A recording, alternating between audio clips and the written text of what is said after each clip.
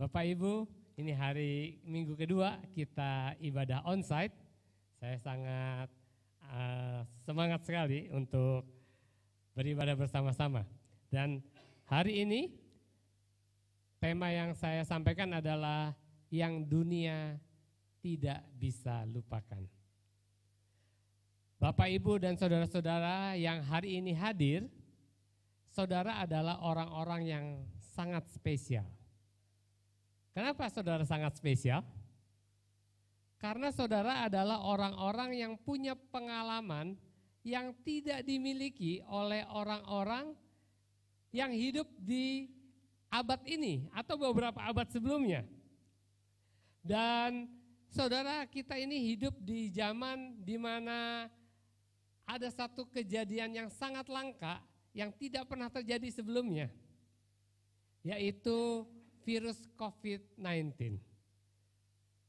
Di mana kita tahu, kita melihat dengan mata kepala kita sendiri, kita mendengar, kita membaca betapa dahsyatnya virus ini menyerang semua orang tanpa kecuali.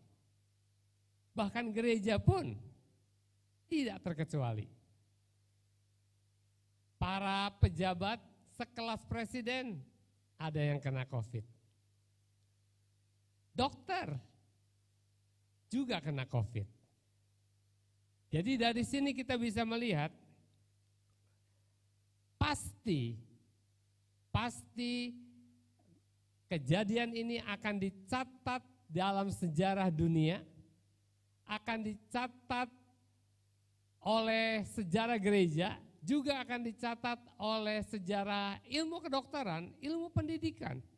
Semua orang harus stay at home, tidak bisa kerja, tidak bisa sekolah, dan tidak bisa ibadah. Bukan karena aniaya, tetapi karena virus. Nah, bagaimana respon kita menghadapi situasi yang belum pernah dialami oleh semua orang ini? Apakah kita akan diam-diam saja, menunggu sambil melihat apa yang akan terjadi? Ataukah kita akan malah nyaman-nyaman saja? Kita akan bersyukur, kita nggak perlu bangun pagi-pagi, nggak perlu ke gereja, nggak perlu kesan, nggak perlu melayani?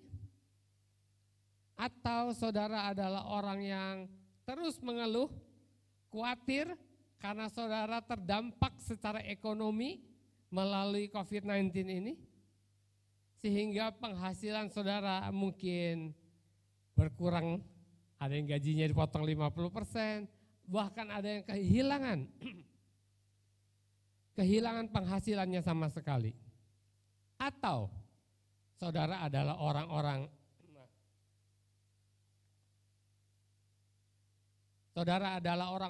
yang tetap on fire, saudara tetap bersemangat untuk beribadah, dan saudara tetap bisa melayani di masa-masa COVID-19 ini.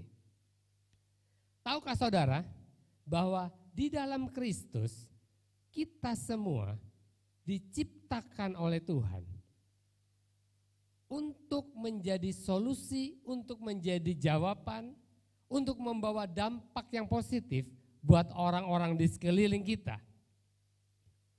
Dan Tuhan sengaja menciptakan kita hidup di dalam zaman ini, mengalami semuanya ini, bukan untuk kalah, bukan untuk menjadi korban, tapi untuk menjadi saksi. Dan ini saya yakin bukan kebetulan.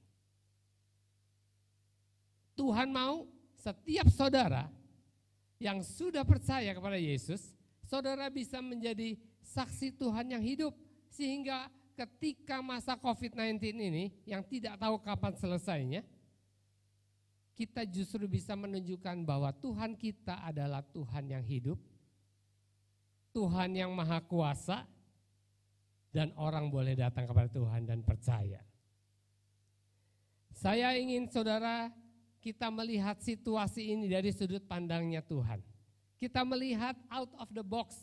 Ya, kalau saudara misalnya adalah Tuhan, bayangkan saudara adalah Tuhan, dan melihat dunia sedang dalam COVID, kira-kira Tuhan itu maunya apa dengan kita anak-anaknya? Apakah kita menjadi korban atau menjadi saksi? Kisah Para Rasul 1 ayat yang ke-8 berkata, tetapi kamu akan menerima kuasa kalau Roh Kudus turun ke atas kamu, dan kamu akan menjadi saksiku di Yerusalem, Yudea, Samaria, dan sampai ke ujung bumi. Kalau kondisi dunia ini baik-baik saja, mungkin kita tidak perlu kuasa itu. Tapi karena Tuhan tahu bahwa dunia ini semakin hari tidak akan semakin baik, bahkan semakin hari akan semakin buruk, makanya Tuhan Yesus, Dia mengirimkan Roh Kudus-Nya kepada setiap kita. Karena tidak mungkin, saudara dan saya, tidak mungkin menjadi saksi Tuhan kalau kita tidak punya kuasa Roh Kudus itu. Dan kuasa Roh Kudus diberikan kepada setiap kita. Kuasa Roh Kudus diberikan kepada setiap orang yang meminta. Setiap orang yang minta akan mendapat, setiap orang yang mencari akan menemukan, setiap orang yang mengetuk baginya pintu akan dibukakan. Jadi kalau kita minta Roh Kudus, pasti kita terima Roh Kudus. Saudara ingat Yehezkiel 36 ayat yang ke-27? Tuhan bilang, Rohku akan kuberikan tinggal di dalam batinmu, dan aku akan membuat kamu hidup menurut segala ketetapanku dan tetap berpegang pada peraturan-peraturanku dan melakukannya. Tuhan mau setiap kita itu dengan kuasa Tuhan menjadi saksi. Gereja itu lahir di masa-masa krisis.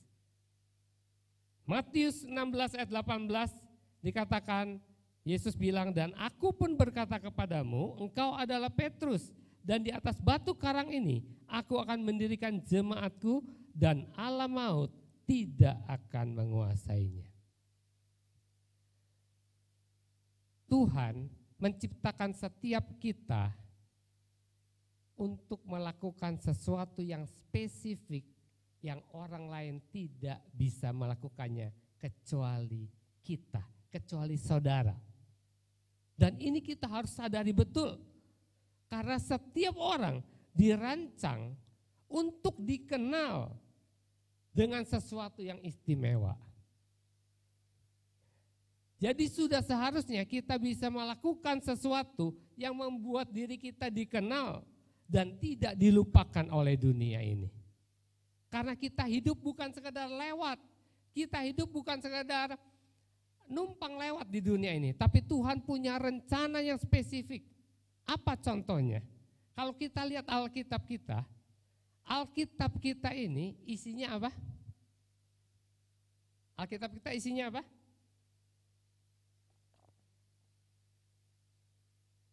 Isinya firman Tuhan, janji Tuhan. Dan Alkitab kita ini salah satunya, dia mencatat kisah-kisah orang-orang yang melakukan pekerjaan-pekerjaan yang kecil tetapi membawa dampak yang besar. Dan dicatat di dalam Alkitab dan diberitakan terus sampai kekekalan. Jadi Alkitab bukan hanya mencatat berita-berita besar, kisah-kisah besar, tapi Alkitab juga mencatat kisah-kisah kecil, perbuatan-perbuatan kecil, tetapi itu membawa dampak kepada kekekalan. Contohnya apa? Contoh yang pertama adalah Rahab. Siapakah Rahab? Rahab adalah seorang pelacur. Bahkan melalui seorang pelacur pun Tuhan punya rencana yang spesifik.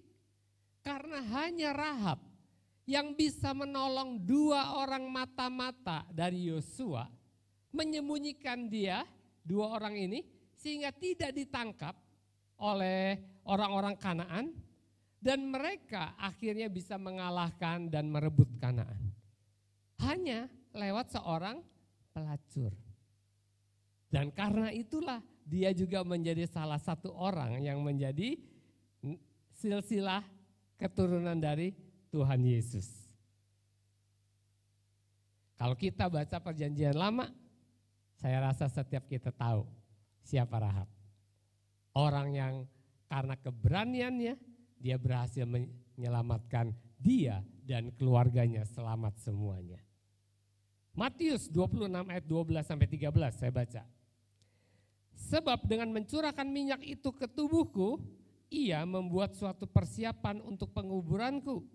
Aku berkata kepadamu, sesungguhnya di mana saja Injil ini diberitakan di seluruh dunia, apa yang dilakukannya ini akan disebut juga untuk mengingat dia. Satu hari ada seorang wanita yang menuangkan sebotol parfum kepada kepala Yesus.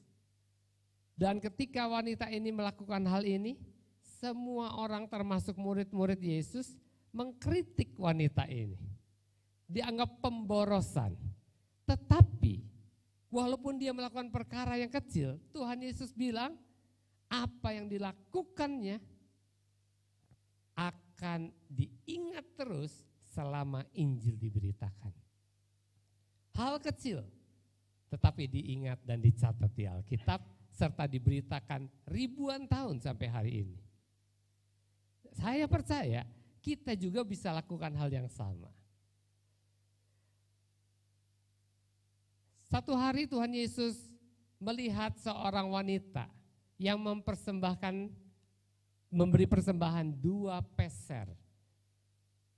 Uang yang sangat kecil, tidak berarti.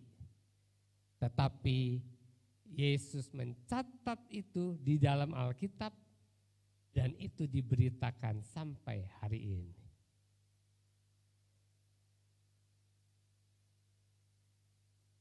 Satu hari Tuhan bilang begini di Markus 9 ayat 41. Aku berkata kepadamu sesungguhnya barang siapa memberi kamu minum secangkir air oleh karena kamu adalah pengikut Kristus, ia tidak akan kehilangan upahnya.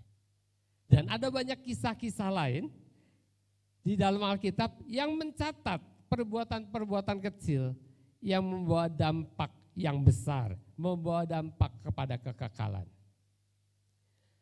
Hari-hari ini dunia sudah terbukti belum bisa menyelesaikan dampak yang diakibatkan oleh virus COVID-19.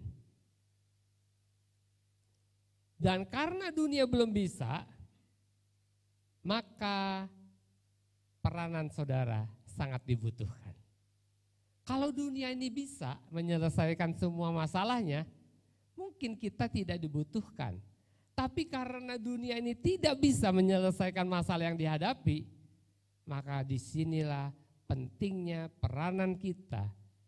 Pentingnya peranan kita sebagai anak-anak Tuhan untuk ikut ambil bagian. Pak, mana bisa?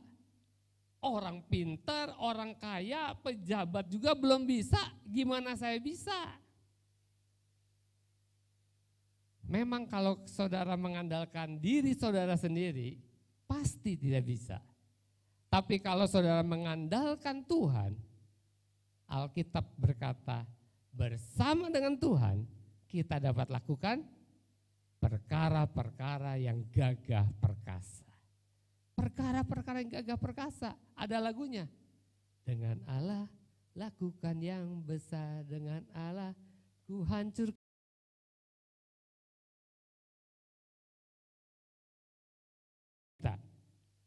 Nah, perkara apa? Perkara-perkara kecil apa sebenarnya yang bisa kita lakukan untuk membawa dampak yang besar? Salah satu yang pertama saya beri di sini adalah memberi.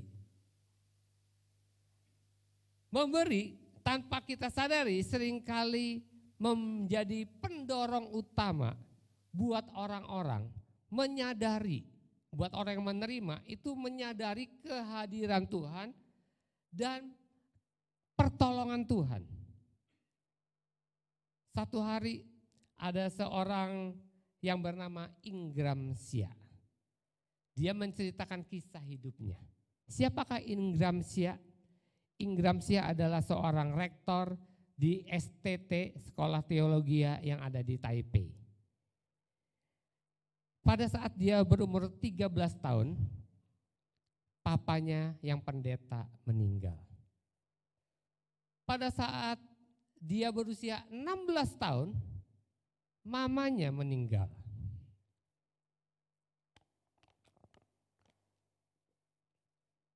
Dan sejak mamanya meninggal, jemaat suka memberikan makanan kepada dia. Tapi lama-lama bosan juga mungkin ya kasih makanan terus. Akhirnya makanan tidak diberikan lagi dan mulailah mereka Ingram Shia dengan kedua adiknya mulai suka merasa kelaparan. Dan adiknya yang paling kecil seringkali malam-malam menangis karena lapar.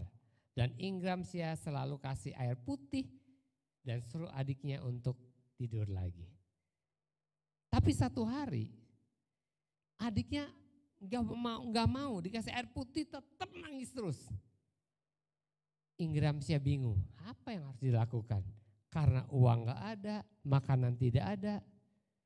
Saat-saat seperti itu adiknya yang kedua bilang, kenapa kita nggak berdoa aja ya? Ingram Shia juga bingung, mau doa apa ya?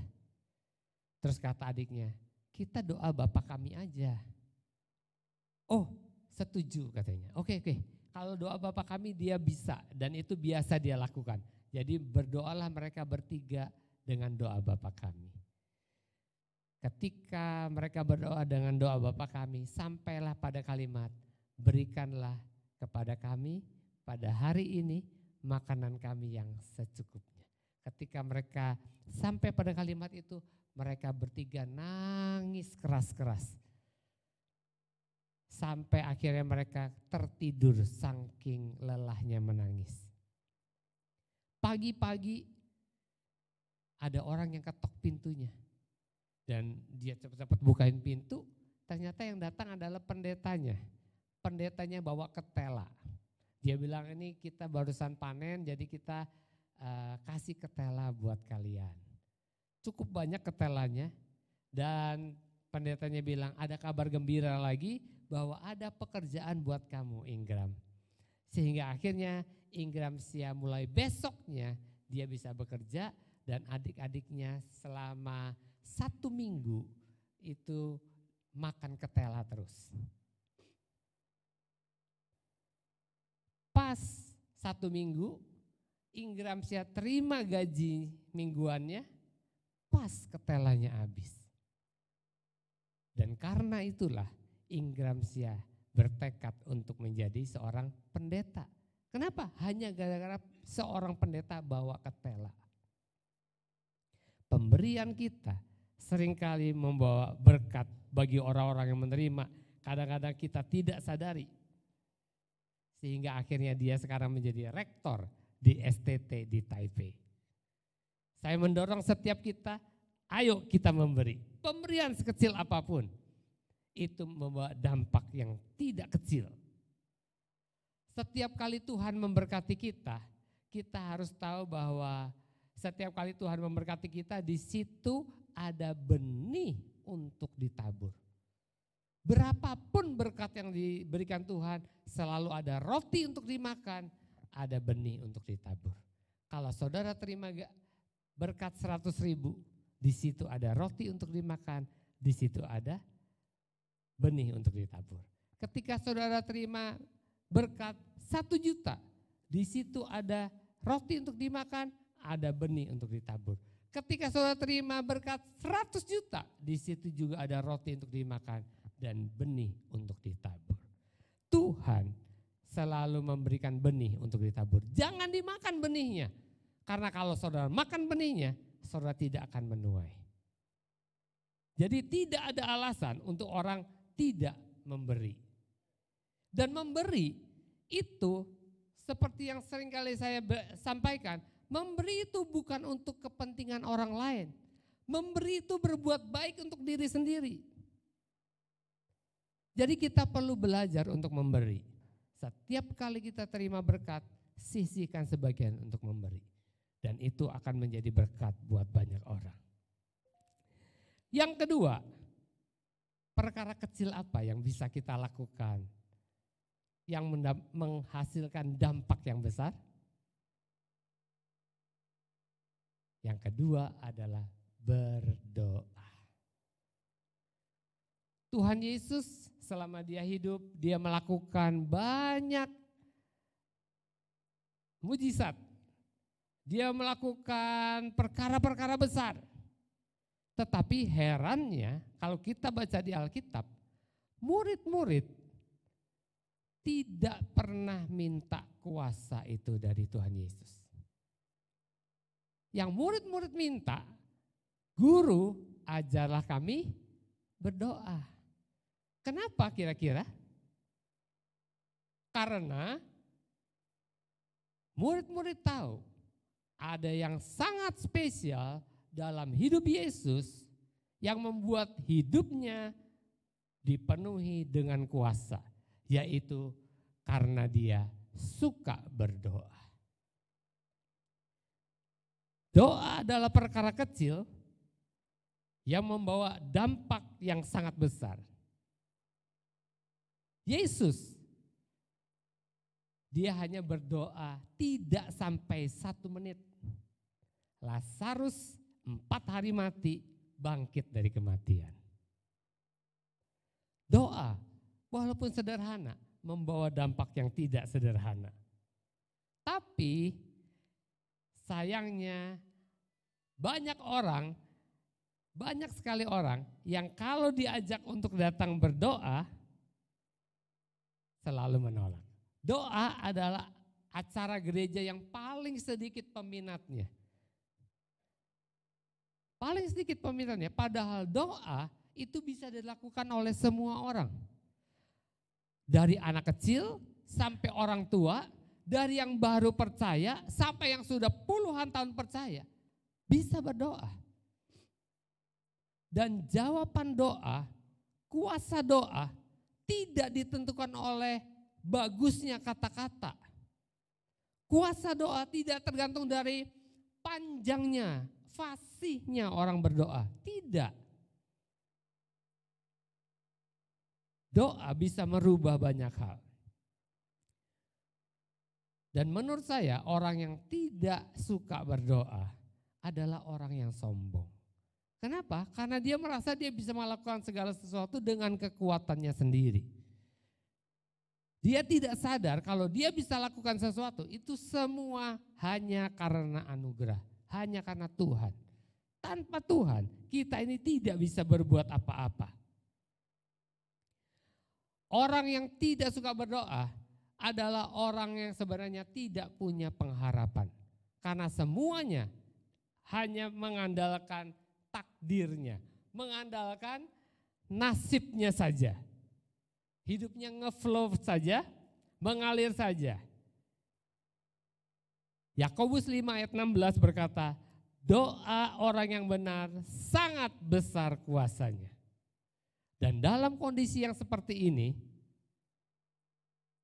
doa-doa kita sangat dibutuhkan. Doa-doa kita itu bisa menembus sampai tempat-tempat yang tidak bisa kita datangi. Tidak ada tempat tersembunyi untuk doa kita. Doa kita bisa keliling dunia. Doa kita bisa merubah banyak hal. Doa kita itu sanggup melakukan hal-hal yang tidak mungkin kita lakukan dengan akal budi, dengan keuangan, dengan kepandaian kita. Mungkin saudara di masa pandemi ini selalu diliputi oleh rasa takut. Karena saudara selalu update data virus COVID-19.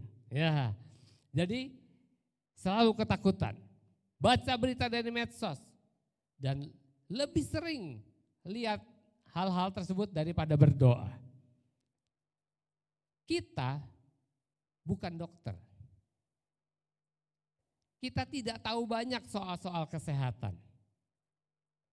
Tapi walaupun begitu, Alkitab berkata, Kalau kita meletakkan tangan kita atas orang sakit, orang itu akan sembuh. Itu kuasa yang Tuhan berikan kepada kita. Doa itu sangat berkuasa. Jadi jangan anggap remeh hal-hal kecil sekalipun, karena itu akan membawa dampak sampai kepada kekekalan. Kalau hanya kasih parfum ke kepala Yesus, hanya kasih secangkir air kepada orang, kalau hanya kasih 2 peser saja dicatat di Alkitab, apalagi kita yang senantiasa berdoa dengan tidak jemu-jemu. Seringkali kita tidak sadar bahwa doa kita itu membawa dampak yang besar. Karena kita berdoanya tidak spesifik. Kalau kita berdoa, sebut nama orangnya. Dan doakan terus. Saudara akan kaget melihat orang itu berubah, dan itu karena doa saudara. Kita bukan ekonom, kita tidak ngerti hal-hal politik, tapi doa kita bisa merubah kondisi ekonomi. Kondisi politik bisa berubah. Contohnya apa? Contohnya Esther. Ya, gara-gara Esther, mereka berdoa dan berpuasa 3 hari. Bangsa Israel, bangsa Yahudi yang harusnya dimusnahkan, kondisinya berbalik 180 derajat. Justru mereka menjadi orang-orang penting di negaranya. Semuanya karena doa. Yakobus 5 ayat 17 sampai 18. Elia adalah manusia biasa, sama seperti kita. Dan ia telah bersungguh-sungguh berdoa supaya hujan jangan turun. Dan hujan pun tidak turun di bumi selama 3 tahun dan 6 bulan. Lalu ia berdoa pula, dan langit menurunkan hujan, dan bumi pun mengeluarkan buahnya. Elia manusia biasa sama seperti kita. Tidak ada bedanya. Dan Alkitab mencatat, doanya bisa membuat hujan berhenti dan hujan turun. Hari-hari ini dunia sedang mempertanyakan, sebenarnya di manakah Tuhan itu? Mana katanya Tuhan yang maha kuasa itu? Mana yang katanya tidak ada mustahil buat orang yang percaya? Mana? Dunia sedang cari, sedang tunggu. Dan untuk itu diperlukan orang-orang yang berdoa. Kalau kita berdoa, maka kita akan melihat gereja-gereja akan dipenuhi oleh jiwa-jiwa. Gereja-gereja akan bisa mendemonstrasikan kasih dan kuasa Tuhan yang tanpa batas. Dan itu akan membuat orang datang kepada Tuhan dan percaya kepada Tuhan. Gereja yang hidup adalah gereja yang berdoa. Kalau gereja tidak berdoa, gereja kehilangan kuasanya. Di tempat ini setiap hari Jumat malam kita ada doa. Saya dorong setiap kita untuk ikut ambil bagian. Karena tidak ada doa yang sia-sia. Tidak ada doa yang tidak didengar oleh Tuhan. Tuhan bilang di Lukas 18 ayat yang pertama, Tuhan Yesus menegaskan bahwa mereka harus senantiasa berdoa dengan tidak jemu-jemu. Yang ikut DK tentu tahu. Kenapa Tuhan suruh kita berdoa terus menerus, senantiasa, tidak jemu-jemu? Karena Dia mau menjawab doa-doa kita. Saudara butuh apa? Berdoa. Maka saudara akan melihat kuasa Tuhan turun dan menjawab doa saudara. Di ibadah harian, sehari 3 kali kita diajak untuk berdoa. Kalau kita lakukan itu, saya percaya setiap kita akan mengalami kebangunan rohani dalam hidup kita. Kita akan mengalami pertumbuhan iman dan kita akan melihat perkara-perkara besar terjadi dalam kehidupan kita. Doa adalah hal kecil yang membawa dampak yang besar bagi dunia. Dan saudara adalah jawaban buat dunia ini. Mari kita berdoa. Tuhan Yesus, kami mengucap syukur buat pagi hari ini. Terima kasih buat kehadiran-Mu tengah-tengah kami. Terima kasih buat firman-Mu. Terima kasih karena Engkau bukan hanya peduli akan hal-hal yang besar, tetapi Engkau juga peduli akan hal-hal yang kecil. Dan Engkau mencatat hal-hal yang kecil itu di dalam firman-Mu. Terima kasih kalau kami boleh ikut ambil bagian di dalam pekerjaan-Mu di akhir zaman ini. Terima kasih kalau kami boleh hidup pada zaman ini, menyaksikan apa yang ada di dunia saat ini. Dan kami diingatkan Tuhan bahwa kami adalah jawaban untuk dunia ini. Pakai setiap kami Tuhan untuk membawa dampak yang besar bagi dunia ini. Berikan kepada setiap kami anak-anak-Mu hati yang suka memberi dan hati yang suka berdoa. Terima kasih Bapa, terima kasih Yesus. Di dalam nama-Mu kami sudah berdoa dan mengucap syukur. Amin. Tuhan memberkati kita semua.